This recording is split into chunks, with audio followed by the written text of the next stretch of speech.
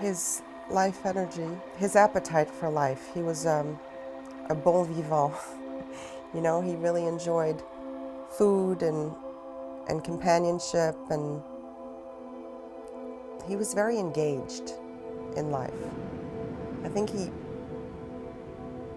had a lot to teach everyone about being connected.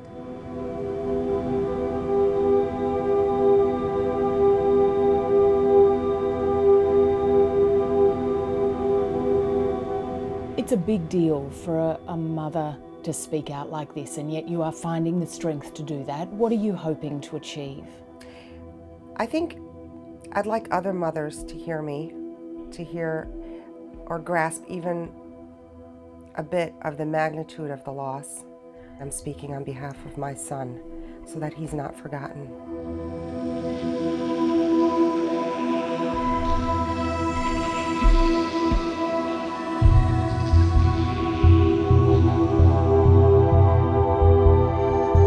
10 weeks ago, Sandy Hook, Connecticut, in the prosperous northeast of the United States, became a place of terror.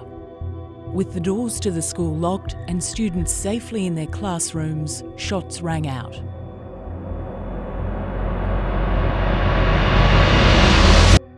Hook School. Callers indicating she thinks there's someone shooting in the building. In a matter of minutes, 20 children, including Veronique Posner's 6-year-old son Noah, was slain, along with 6 of the teachers who tried to protect them.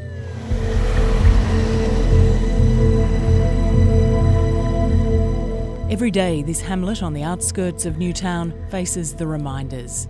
Few of the parents have talked about their loss, but we found Veronique Posner, mother of 5, determined that her son would not become just another statistic.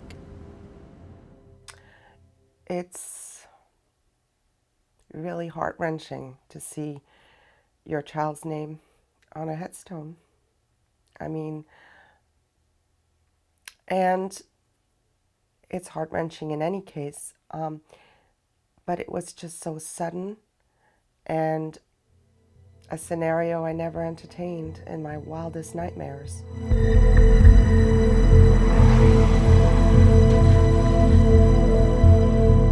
Veronique sent her children to Sandy Hook School on that Friday, big sister Sophia and 6-year-old twins Ariel and Noah. Noah's little body was riddled with 11 bullets from Adam Lanza's gun. Veronique, a nurse, forced herself to identify his remains. I felt I owed it to him. I mean, I was his mother in life, and I'm his mother after, you know, no matter what.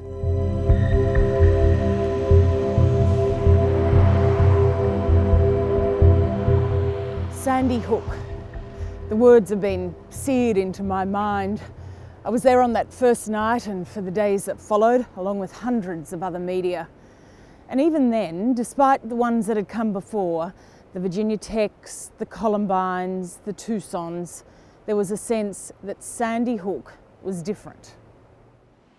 Different because the victims were such young, innocent children, and Americans were shocked and ashamed.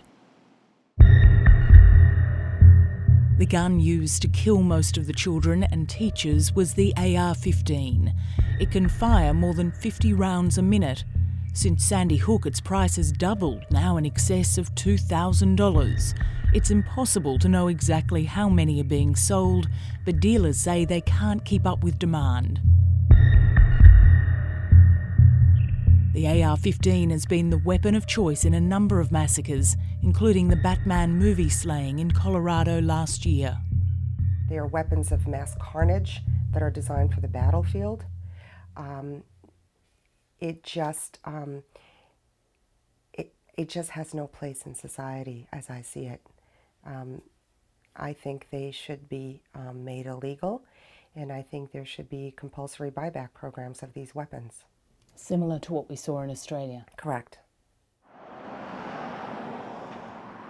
She's facing a formidable opponent, perhaps the most powerful lobbying group in America, the National Rifle Association. Never fight if you can avoid it. But when you must fight, don't lose. I'm only now, in the aftermath of this, beginning to appreciate their true power. They're certainly a force to reckon with. Protectors of the Second Amendment, advocating the right to keep and bear arms. On its website, its own news channels and in its magazines, the NRA preaches that its 4 million members must resist any restrictions on their weapons. We are the NRA, and the NRA is you. If tomorrow all the things were gone, I'd work for all my life. Fearful that Sandy Hook might prove a turning point, the gun lobby is staging rallies around the country. They're well attended, an outpouring of patriotism, some of it a little bizarre. The star of the show today in Delaware is the president of the NRA, David Keene.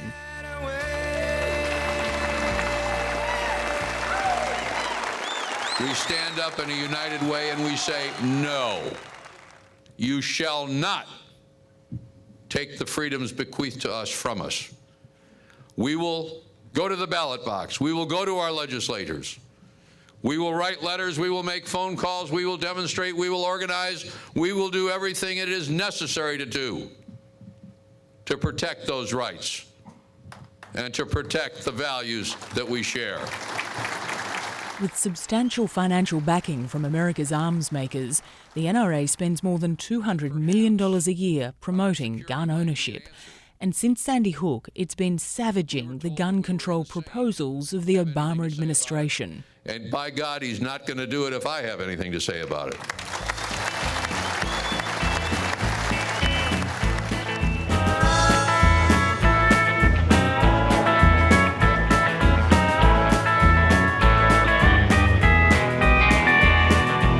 The NRA has a strong core constituency in rural areas. Many of the people who attended this gun show on a cold winter's day in Virginia say they're NRA members or planning to join.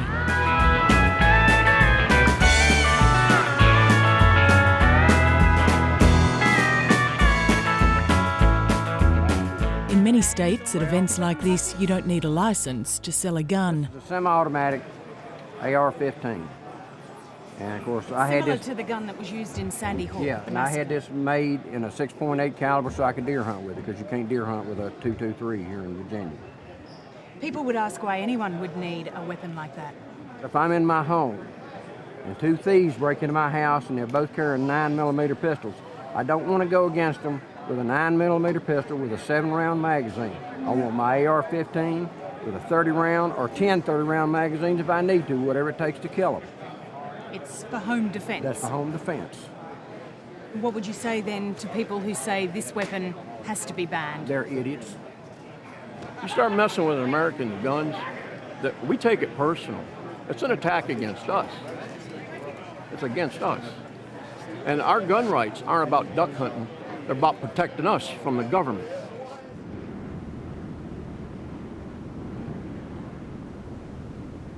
To better understand how the NRA exercises political power, we headed north to New Hampshire to meet the renowned gun industry insider Richard Feldman. How many guns do you have, by the way? Oh, a little over 100. Whoa. Well, every time I'd give a speech at a gun company, they always gave me a gun. So that was the thank you gift. Sure. Wasn't going to say no to that. For decades, Feldman was a key strategist for the NRA. Its mantra, that only guns guarantee freedom, is based on the Second Amendment to the US Constitution, which he can recite at will. A well-regulated militia being necessary to the security of a free state, the right of the people to keep and bear arms shall not be infringed. It means you have a right to own a handgun for self-protection. Feldman broke away from the NRA a few years ago. He was appalled at its alarmist tactics, cynically designed, he wrote in a tell-all bestseller, to boost membership, raise money and intimidate politicians.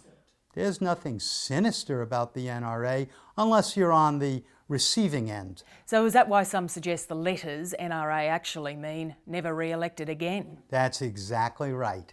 What message is that sending people? Well, it means that if you mess with the gun owners, we're going to mess with you. That's the beauty of democracy. No one knows that better than a senior Republican politician in Tennessee. Debra Maggart is an NRA victim. Hey, I got one, yay! Finally! This is what people in my state, what people in America do. Well, it's fun. It teaches you a skill. It teaches you a discipline. It's a command over something. I think it teaches confidence. So it's rather ironic, we're here at a private range, you've been shooting, but you've got a reputation as being anti-gun. That's right, and it's totally unfounded in every way, but it speaks to the power of the gun lobby. The gun lobby is so powerful in America that they dictate how the discussion goes in our politics. The only time it became an issue was when Debra Maggart served 8 years in the Tennessee General Assembly and was strongly pro-gun. Then the NRA drafted legislation to allow guns to be kept in locked vehicles and insisted that it be made law. So the fear was that the guns wouldn't just stay in the car. They wouldn't stay in the car because they're just right there, you know. So you could get angry at someone at work or wherever you are and go out to your car, get your gun, come back in, and perhaps shoot somebody. Well, in Tennessee, it is political suicide to be pictured with Barack Obama. Maggart and her colleagues opposed what they saw as a phony artificial issue whipped up by the NRA for self-promotion. And they said that I, along with President Obama, we are the anti-gun duo. They came after me. They spent an unprecedented amount of money in a political campaign, in a small House race. They spent around $155,000, the NRA, along with their other allies, attacking me. What was the message? The message was I was for gun control, which is a lie. The message was that I was shredding the United States Constitution, which is a lie. The message was I was like President Barack Obama, and that is a lie. Are the president's kids more important than yours? Then why is he skeptical about putting armed security in our schools when his kids are protected by armed guards at their school? We like kids more than we like guns. My right to free speech by blocking My this kids camera. are more important than your guns. Well, I'm protecting the rights of your kids, and you should We're protecting do your that kids too. and your life. 100 people from Sandy Hook and Newtown, Connecticut joined thousands of others in Washington demanding tighter gun controls. America's national capital is notorious for gun crime. We can end the gun lobby's free ride. Eleanor Holmes Norton represents the district in Congress. The gun lobby can be stopped, my friends. They can be stopped. You can stop them. All they need is a worthy opponent. You are that opponent. Yes, we can. Yes, we can. These people are looking to Congress to show strength as new gun control legislation is being tabled. This time, we the people are stepping up.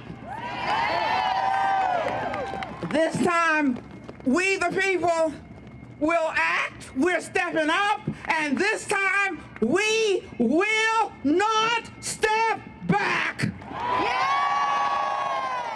Watching the gun debate from Sandy Hook, Veronique Posner was hopeful that the NRA would understand that there should be some reform of gun laws. I would like to think, though, that they're capable of compromise. I think universal background checks and a federal database, that's something that is fairly middle of the road. What is it that's happened that made you think the NRA are so powerful? Well, I know they have a wide following and that they have some lobbying power. I know the gun industry since 2005 has enjoyed immunity from prosecution, except in the case of malfunction of their weapons. I have to ask, why are they given privileges that are so not really afforded to any other industry? NRA, stop killing our children. It's the NRA and the assault weapons that are killing our children. The only thing that stops a bad guy with a gun is a good guy with a gun. Wayne LaPierre has been running the NRA for 20 years and earns $1 million a year because he's so successful. Shame on the NRA! Ban assault weapons now! At the first Senate committee hearings on gun control after Sandy Hook, LaPierre went on the offensive. Law-abiding gun owners will not accept blame for the acts of violent or deranged criminals, nor do we believe that government should dictate what we can lawfully own and use to protect our families. LaPierre said no to proposed bans on semi-automatic weapons and high-capacity magazine clips, and no to more background checks for gun buyers.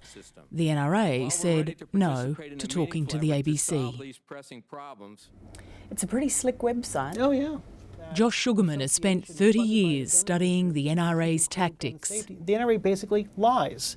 And the last sentence in this website says, it is not affiliated with any firearm or ammunition manufacturers or with any businesses that deal in guns and ammunition. And that's just patently untrue.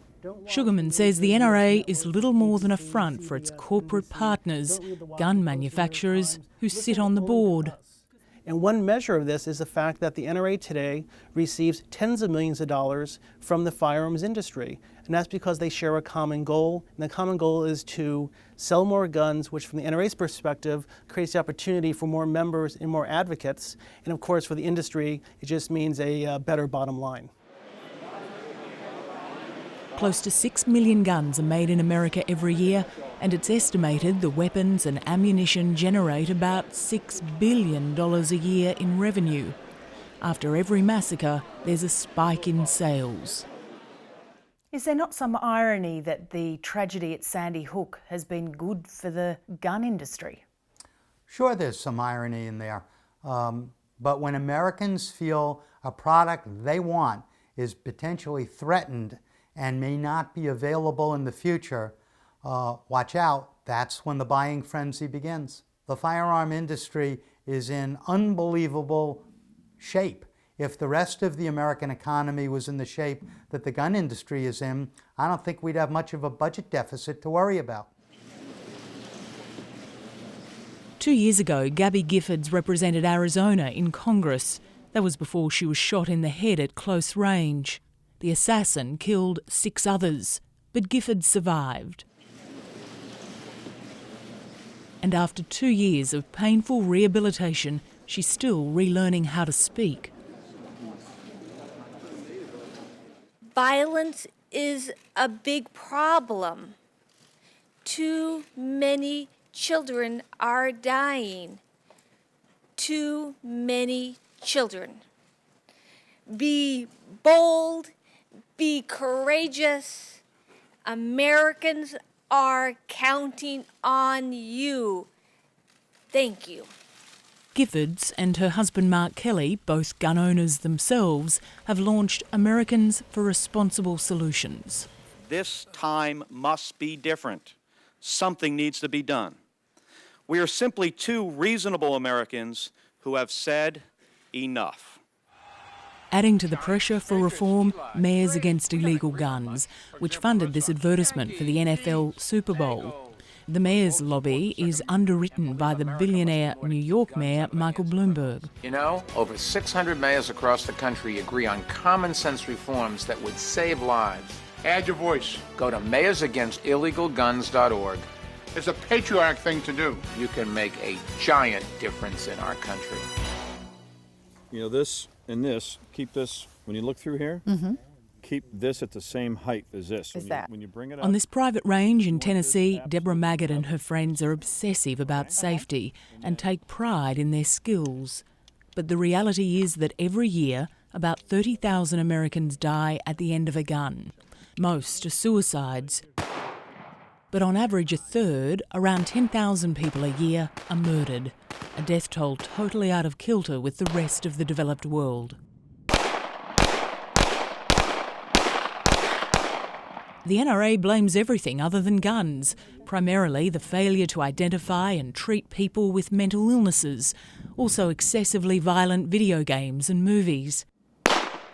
Yet it insists politicians should do nothing to infringe the right of Americans to bear arms. Bullies. They use bully tactics to get their way. They know that everyone is afraid of them. What do you personally think is actually achievable on gun reform? Well, it depends on what you call gun reform, but I can tell you this, no one will have the courage to talk about what even those reforms might need to be if they're a Republican, because they'll be too afraid to take on the NRA. Many Democrats, too, are afraid of crossing the NRA, as President Obama knows well. I know this is not the first time this country has debated how to reduce gun violence. But this time is different. Starting his final 4 years in office, President Obama, having publicly shed tears after Sandy Hook, wants to change America's relationship with guns. Gabby Giffords deserves a vote. The families of Newtown deserve a vote. The families of Aurora deserve a vote. The families of Oak Creek and Tucson and Blacksburg and the countless other communities ripped open by gun violence, they deserve a simple vote.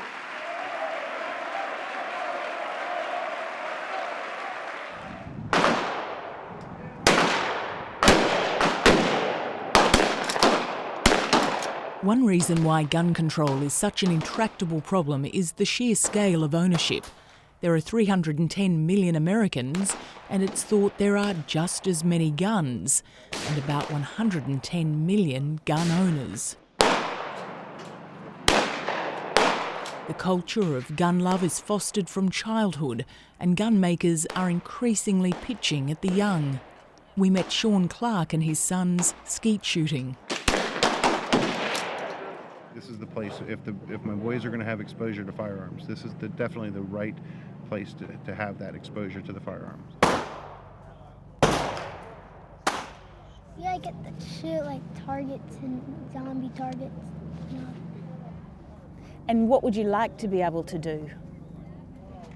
Shoot like rifles. Is that a pretty important moment for your family when a son first shoots? Absolutely, yeah, absolutely. He certainly sees quite a few guns in the video games and on TV, and today I think being around them will teach him a little bit more of what they're really about. It's 10 weeks since the slaughter in Sandy Hook, and the initial optimism that it would provoke the biggest changes to gun laws in decades is fading. While Congress might agree on background checks and reducing high-capacity magazines, what Veronique Posner wanted most was to get semi-automatic weapons off the streets. That appears politically impossible nationally. The NRA and other pro-gun groups are just too strong.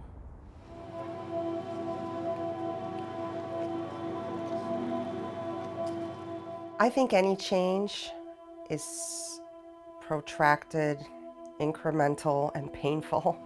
It's hard to know because you're really operating against some very powerful forces.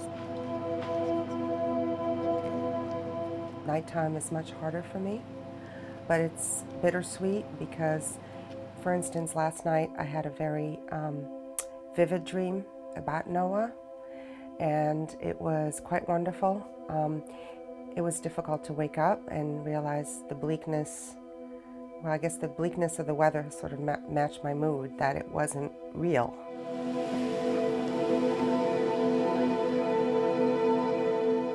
He was a bit of a philosopher. He asked questions about life and God and what happens after we die. I always called him an old soul. I would always tell his father, you know, I think he's an old soul. And I think some of it came from being a twin, too, that ability to coexist, because neither one was dominant. They kind of compromised with each other. Sometimes one got their way, sometimes it was the other, and they just had this beautiful synergy together, and he has left such a void.